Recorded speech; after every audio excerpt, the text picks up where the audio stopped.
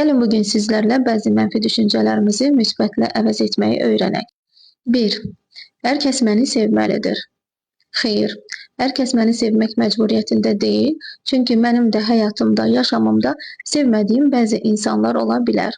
Sadəcə olaraq mən doğru davranış qaydalarına əməl edərək insanlarla daha səmimi, gözəl münasibətlər qura bilərəm.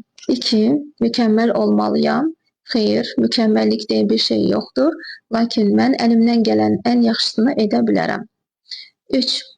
Həyat heç də ədalətli deyil, yaşamağa dəymir. Həyatın ədalətli və yaxud da ədalətsiz olmağı bizim əlimizdə olsaydı, təbii ki, ədalətli dünyanı seçərdik. Lakin qəbul etməliyik ki, həyatımızda bəzi hadisələrin baş verməsini dəyişmək bizim əlimizdə deyil. Son olaraq, heç bir zaman xoşbəxt olmayacağam. Xeyr, sən bugün etdiyin seçimlərlə, edəcəklərinlə bugün və gələcəkdə xoşbəxt olmağı seçə bilərsən.